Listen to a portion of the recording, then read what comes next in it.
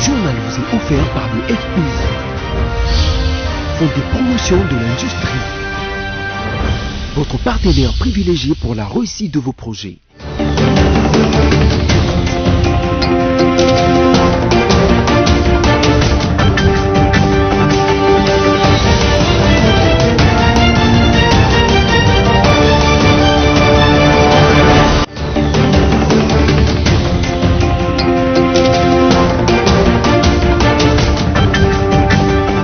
Nous saluons du mieux que nous pouvons votre fidélité au rendez-vous quotidien de l'actualité avec la rédaction de BSC-TV.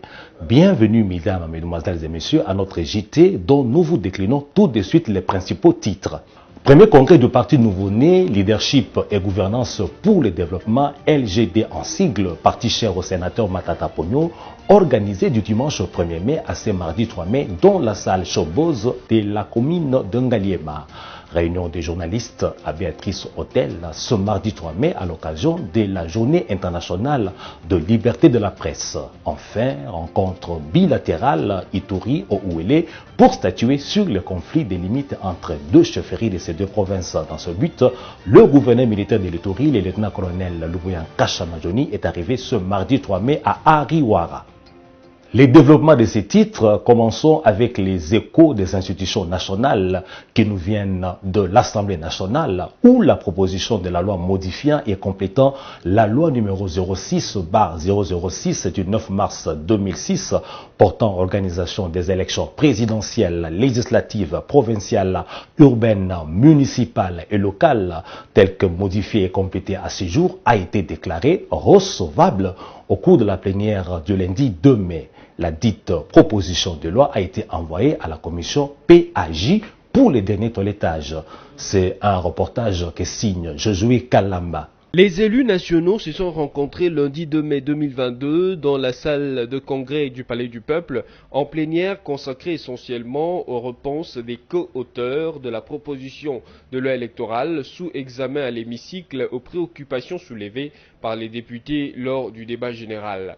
À l'issue de cet exercice, Christophe Mbosso Kodian-Poinga, président de l'Assemblée nationale, a rappelé que la plénière a décidé d'organiser une séance au cœur de laquelle il faille lever les grandes options à l'issue du débat. L'occasion était aussi indiquée de rappeler aux députés membres de l'opposition que l'heure est venue d'identifier dans cette proposition de loi les dispositions pertinentes qui requéraient un consensus. De ces faits, l'opposition devrait informer la plénière à travers le bureau que telle disposition de loi mérite un consensus. Des discussions pourraient donc être organisées en majorité et opposition, mais le moment ne se prête plus à débattre de cette loi dans la rue.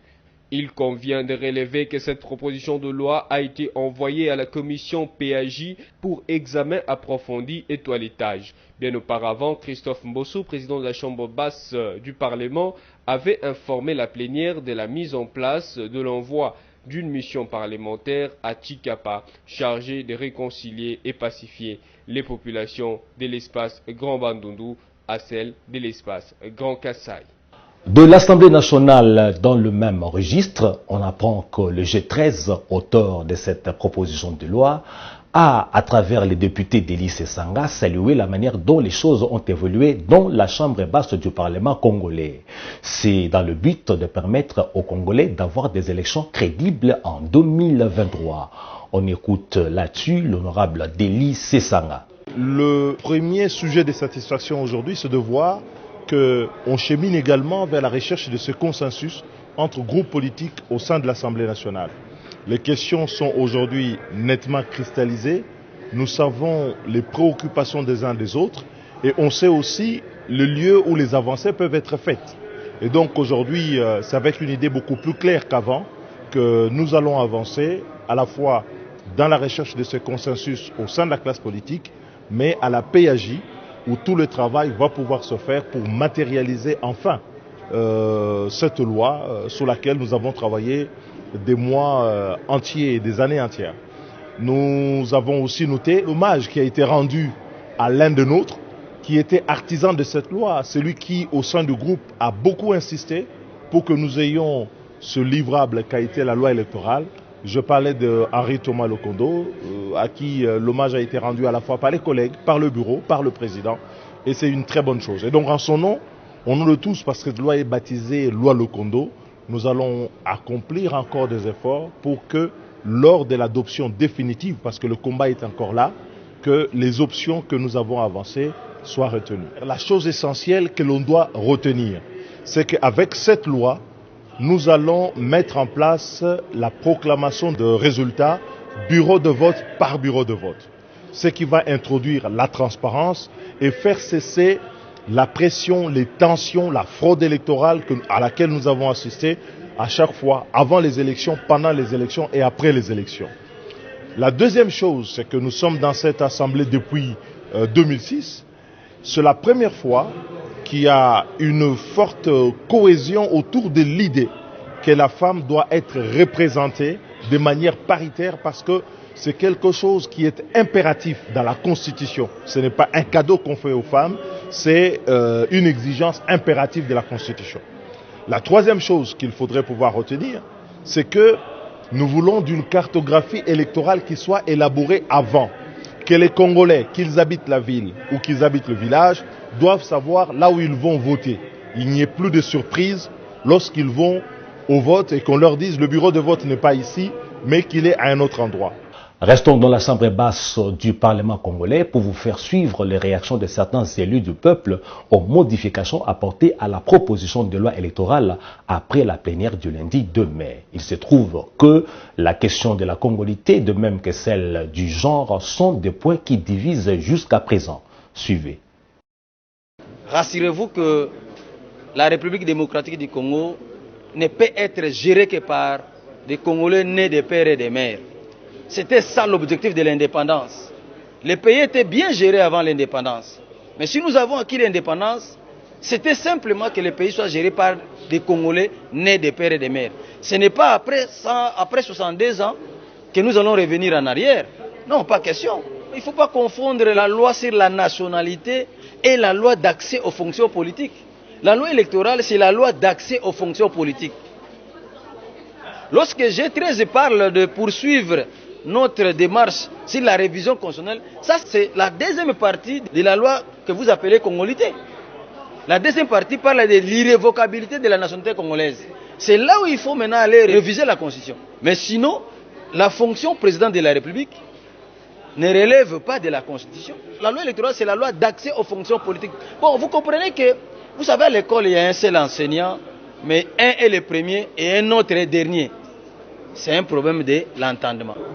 Le seuil, on exige ou on recommande à un parti d'être implanté à plus de 60% de la République. Ça veut dire sur 500 élus, s'il peut présenter 300 sièges à compétir dans toutes les provinces, c'est déjà une majorité. Et je crois que les discussions restent là-dessus. Et au sujet de la congolité, moi j'estime à mon sens que les nations sont en évolution. Qui est congolais et qui ne l'est pas? J'estime à mon sens qu'on ne doit exclure personne. Ça, c'est mon point de vue. Et en rapport avec les genres, les grandes options à lever, c'est que une loi doit être contraignante. On dit l'article 14 de notre Constitution, comme l'a si bien dit le collègue Njoli, les pouvoirs publics veillent à l'application du genre. Enfin, à l'Assemblée nationale, le bureau a décidé lundi 2 mai d'envoyer une mission parlementaire des 10 députés à Kamoucha, près de Tchekapa, dans la région de Kasaï. Leur mission est de réconcilier les travailleurs de la société arabe Constructors venus du Grand Bandundu et quelques habitants de la province. Suivez à ces propos l'annonce du président Christophe Mboson Kodia. Nous avons eu à recevoir le président du caucus du Grand Kasaï et le président du caucus du Grand Bandundu. À la suite de malentendus qu'il y a entre les travailleurs de la société Arabica Constructor qui est en train de construire la route Batsamba Kananga et jusqu'au Katanga. Donc il y a eu des tensions entre les travailleurs et nous avons analysé la situation. Votre bureau vous propose d'envoyer une mission de 10 honorables députés à Chikapa pour aller réconcilier et pacifier notre population. Donc 10 collègues, 5 députés nationaux élus dans les Grands Bandundu et 5 députés nationaux élus dans le Grand Kasaï vont faire ce déplacement pour cette mission. Activités de partis politiques en RDC font résonner l'écho du nouveau-né parmi eux. Il s'agit du parti Leadership et Gouvernance pour le Développement, LGD en sigle, parti cher au sénateur Matata Ponyo, qui, à peine né, a organisé son premier congrès du dimanche 1er mai à ce mardi 3 mai dans la salle Showbuzz dans la commune de Ngaliema. Avec son parti, l'ex-premier ministre de la RDC s'élance le défi énorme de développer le pays de Lumumba. Images et commentaires. Ce mardi 3 mai 2022, la salle Showbuzz de la commune de Kintambo a presque vomi du monde. Une foule immense venue assister à la clôture du premier congrès du leadership et gouvernance pour le développement, LGD en sigle, un parti politique qui a vu le jour. Après l'hymne national, place à la prière d'ouverture de cette grande activité, puis la lecture du rapport général de ce premier congrès du leadership et gouvernance pour le développement. Ce congrès qui a duré 3 jours avait 3 sections et s'est déroulé dans un climat de convivialité, dans une salle pleine, devant les cadres et membres du parti LGD sous forme d'un séminaire à l'intention de ses adhérents par les professeurs experts pour leur apprendre l'importance et les enjeux de la politique dans un pays et la gestion de l'économie au sein du parti. Franklin Chamala, secrétaire général de cette nouvelle famille politique, a présenté le parti, son objectif et sa vision.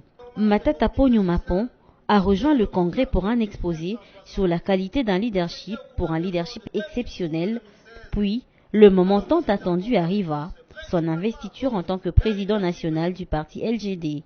Grande a été la joie des personnes présentes dans la salle Showbuzz après l'annonce du choix de Matata Ponyo Mapon comme candidat à l'élection présidentielle de 2023. Place à la remise de l'étendard du parti, signe de l'appartenance et de la remise du pouvoir. Sous vos applaudissements, s'il vous plaît. Dans son speech, le désormais candidat à la présidentielle de 2023 et président national du LGD, Matata Ponyo Mapon, a d'abord remercié la foule pour leur présence remarquable au congrès et pour la confiance en sa modeste personne. Il a ainsi exhorté la foule qu'il n'est pas impossible de développer le Congo, mais c'est juste question de volonté. Accepter d'être candidat aux élections est un rêve qu'il doit réaliser en suivant l'exemple de ces grands hommes qui ont marqué le temps dans notre pays et aux alentours.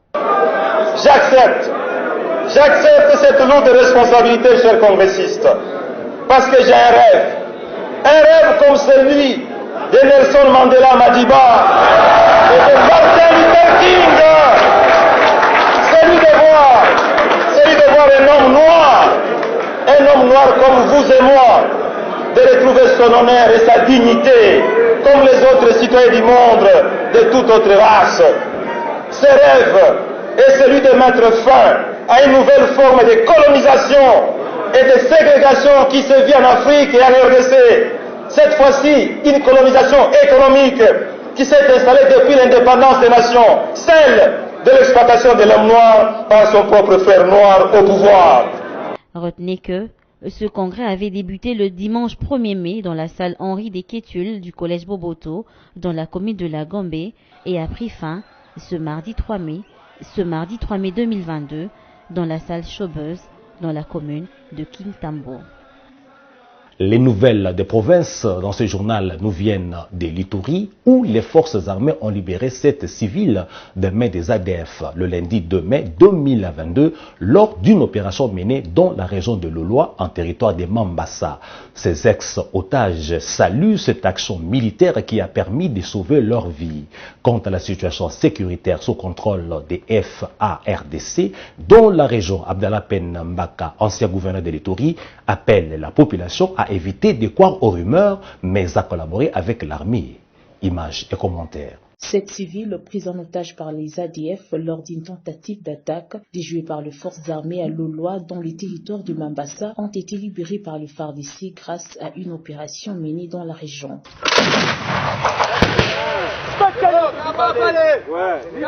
Ces ex-otages, parmi lesquels 4 enfants et 3 femmes, dont l'épouse du chef du village Kosa Kosa, félicitent l'armée pour cette énième prouesse. Avec l'intervention militaire, ils nous ont libérés avec 5 enfants. Mais mon mari est toujours en otage. Il demande de l'argent pour sa libération. Grâce aux militaires qui sont venus de Loloa, qui nous ont libérés, et nous disons merci au FARDC. Aux abois, suite à la pression subie de la part des forces armées, les ADF tentent désespérément de survivre. Les cas de cette tentative d'attaque de l'hôpital général de Loloa le dimanche 1er mai pour se ravitailler en médicaments afin de soigner leurs blessés, mais repoussés farouchement par le militaire. Abdallah Penembaka, ancien gouverneur de l'Ituri, invite la population de cette région à continuer de collaborer avec les forces loyalistes et de ne pas céder aux rumeurs. La population ne doit faire circuler que des renseignements. Les rumeurs doivent être mises hors de nos conversations. Il faut éviter des rumeurs. Il faut éviter de jouer le jeu de l'ennemi. Il faut éviter de fuir parce qu'on m'a dit non. Restons à l'écoute de différents communiquer de nos autorités pour que le moment venu, nous puissions nous comporter tel qu'ils nous les demandent. Notons que Loloa et ses environs demeurent sous contrôle de l'armée qui est à la poursuite de ces terroristes ADF et leurs supplétifs. Autre nouvelle de l'Ituri, à la tête d'une forte délégation des membres du comité provincial de sécurité, le gouverneur militaire de l'Ituri, le lieutenant-colonel Luboyan Kashamajoni, est arrivé ce mardi 3 mai à Ariwara, en territoire d'Arou. Le premier des Ituriens et sa suite prendront part à la rencontre bilatérale avec les Haut-Ouélé pour statuer sur le conflit des limites entre 2 chefferies de ces provinces. Conflit du reste qui a déjà causé 6 morts. Suivez. Reconnu pour sa détermination légendaire en matière de la recherche de la paix et le développement de la province de l'Ituri, le gouverneur militaire et commandant des opérations, le lieutenant-général Luboyan Kashamajoni, a mission d'itinérance sécuritaire en territoire d'Arou, en passant par Djougou et Mahagi, engagé à restaurer l'autorité de l'État. Le gouverneur militaire, accompagné des membres du comité provincial de sécurité, est arrivé ce mardi matin à 2h à Ariwara. Ariwara, centre de négociés situé à 350 km de Bunia, en territoire d'Arou, sur son chemin à Katanga, tout comme à Djalasiga, où les forces armées ont restauré la paix. À cette période de l'état de siège, les patrons de la province a salué le courage de la population. Par ailleurs, le commandant des opérations a promis un châtiment suprême aux forces négatives, aux terres de Tiweri.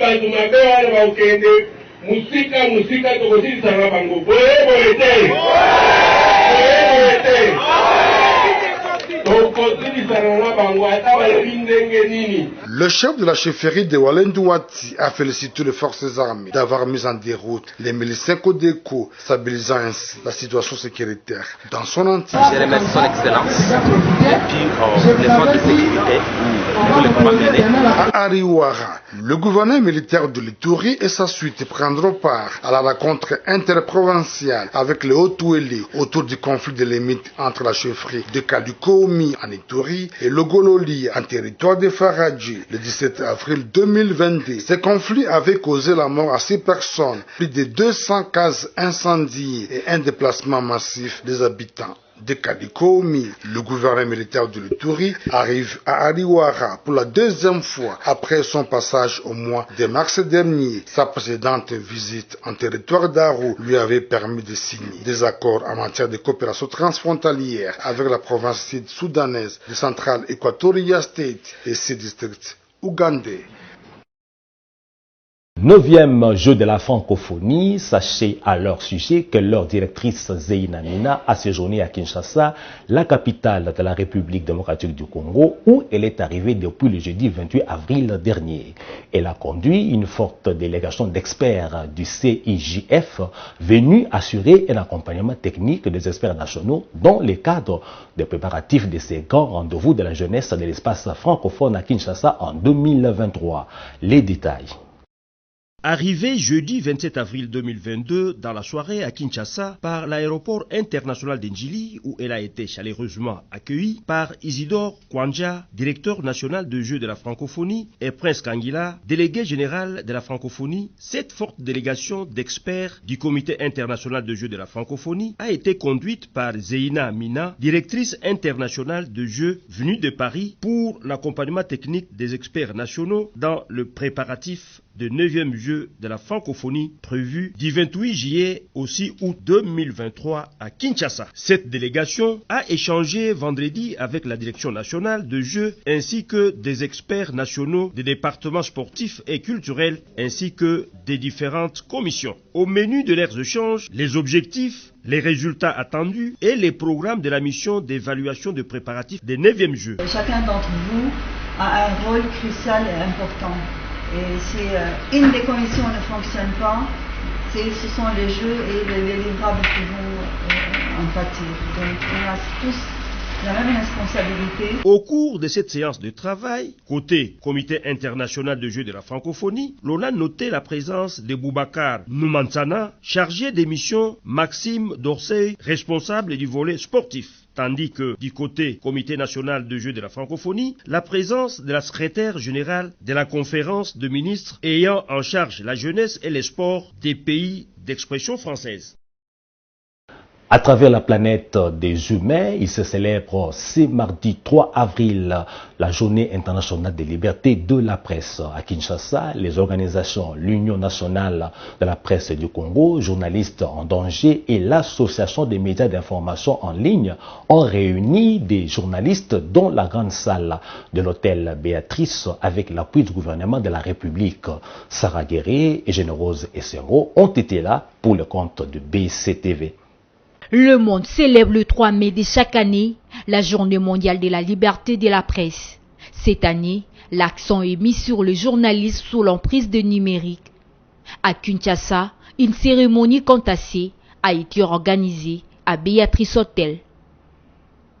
Dans son allocution, Patrick Mouyaya, ministre de la Communication et Médias, a dénoncé les dérapages constatés il y a quelques jours avec des attaques systématiques et des propos frisants l'injure en l'endroit du chef de l'État. Aucune liberté ne peut s'exercer sans respecter la liberté des autres, a-t-il déclaré. En attendant que ces réformes entamées n'aboutissent, ma responsabilité, c'est aussi de vous rappeler de jouer votre partition dans cette marche vers une autre presse congolaise. Vous devez systématiquement vous désolidariser de ce qu'on appelle dans notre jargon le mouton noir qui ternissent quotidiennement l'image de notre belle profession. Il est de notre devoir à tous de dénoncer et de mettre hors d'état de nuire ceux qui prétendent être de nôtres mais qui ne respectent pas le code éthique et les déontologies du journaliste en République démocratique. Dans son mot, Tito Ndombi, président du CESAC, salue la célébration de cette journée et dit que la vision du CESAC et de travailler au quotidien pour consolider l'autorité stricte de la profession. Notre vision est de travailler au quotidien pour consolider l'autorité de l'éducation de manière à interagir avec la profession pour la consolidation de véritables entreprises de presse. Lorsqu'il est intervenu, Jean-Marie Kassamba, président provincial de l'UNPC Kinshasa, a invité les journalistes à s'inscrire à cet annuaire pour avoir la carte professionnelle d'identification et l'UNPC procédera à la vérification de journalistes dans chaque organe de presse. Nous allons continuer à vérifier à travers toutes les rédactions pour identifier qui est journaliste et qui ne l'est pas. Et surtout, le secrétaire qui me suit est en train de mettre en place, d'actualiser notre annuaire. J'invite tous les journalistes de Kinshasa à s'inscrire dans cet annuaire parce que ça sera votre identification. Il faut, après cela, après les congrès que nous allons tenir dans quelques jours, avoir votre carte professionnelle. Enfin, Joël Kadindanga, DG de l'Impact News, salue les avancées de la liberté de la presse depuis l'arrivée de Félix Tshisekedi au pouvoir. Donc il y a lieu de saluer les avancées enregistrées avec le régime du président Félix Antoine Tshisekedi. Parlons football avec ces sanctions flanquées à la RDC. En effet, à travers un communiqué médiatisé lundi 2 mai, la commission des disciplines de la FIFA a notifié que le pays de Chavani Nonda doit payer en tout une amende de 125 000 francs suisses et jouer une de ses rencontres prochaines à domicile à huis clos pour l'ensemble des manquements perpétrés aux 2 duels contre le Maroc lors des barrages pour la Coupe du Monde Qatar 2022. Suivez. La RDC jouera obligatoirement un match à huis clos et est également sommée de payer 120 000 francs suisses, l'équivalent d'à peu près 123 165 $ américains. C'est la sanction que la Fédération internationale de football FIFA a prise contre la RDC selon les sanctions disciplinaires que la commission des disciplines de l'instance fétière de football international a rendues publiques lundi 2 mai. Ces sanctions concernent le match aller RDC-Maroc dans le cadre des barrages pour la Coupe du Monde Qatar 2022. La RDC, pour cette rencontre, a été reconnue coupable de jets d'objets, envahissement du terrain, manquement au maintien de l'ordre dans le stade, ainsi que de mauvaise organisation du match. Au-delà de ces sanctions du match aller, la RDC est reprochée du mauvais comportement de ses supporters à Casablanca où ils se sont livrés aux jets d'objets. Pour ces manquements, la RDC doit débourser 5 000 francs suisses, environ 5 131,9 $ américains. Sachez que la RDC n'est pas la seule nation à avoir été sanctionnée. Le Maroc l'a aussi été, de même que les autres nations qui ont commis des fautes lors de ces matchs de barrage. Autre information à travers la revue de presse. Merci de rester avec nous pour la revue de presse.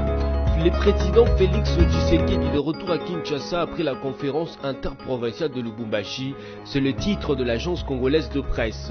Le président de la République, Félix Antoine Tshisekedi Tshilombo, est rentré à Kinshasa lundi soir en provenance de Lubumbashi, chef-lieu de la province du Haut-Katanga, où il a présidé samedi la cérémonie de clôture de la conférence interprovinciale Grand Kasaï, Grand Katanga pour un vivre ensemble entre le peuple de ces deux entités.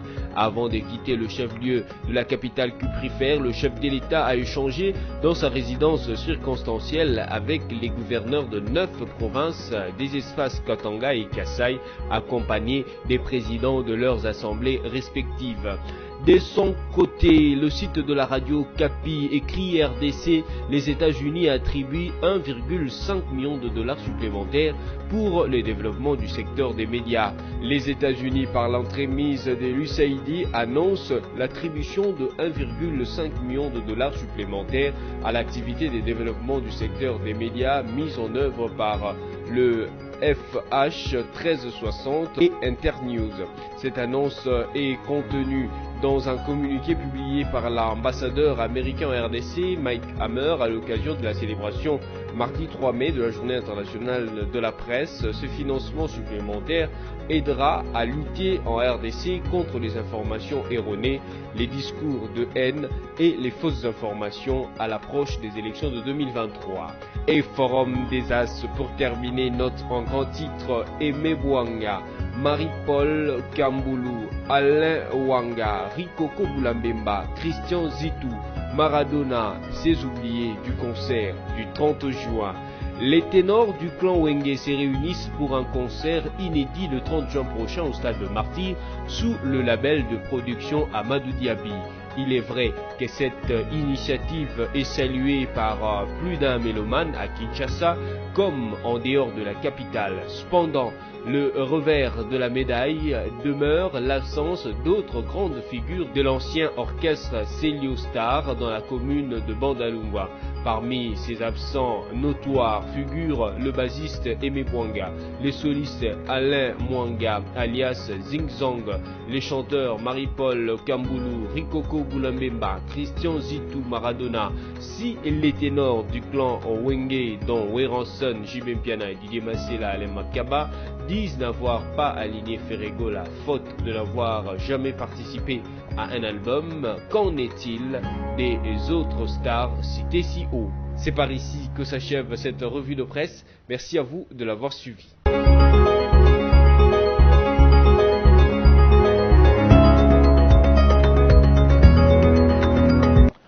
Nous parions que vous avez aimé cette revue de presse confectionnée et rendue par Josué Kalamba.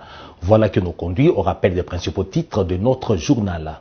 Premier congrès du Parti nouveau-né, Leadership et Gouvernance pour le Développement, LGD en sigle, parti cher au sénateur Matata Ponyo, organisé du dimanche 1er mai à ce mardi 3 mai dans la salle Showboz de la commune de Ngaliema. Réunion des journalistes à Béatrice Hôtel ce mardi 3 mai à l'occasion de la Journée internationale de liberté de la presse.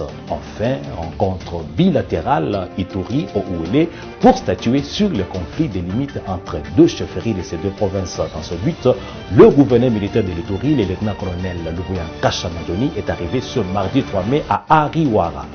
Ce journal touche à sa fin. Si vous l'avez suivi, c'est grâce à l'apport de toute l'équipe rédactionnelle ainsi qu'à celui de nos amis de la technique. Le rendez-vous est pris pour la prochaine fois. Merci surtout de nous rester fidèles et portez-vous bien chez vous.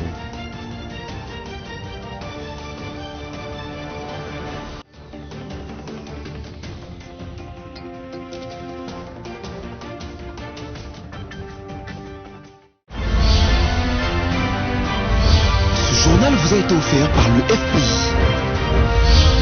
Fonds de promotion de l'industrie, votre partenaire privilégié pour la réussite de vos projets.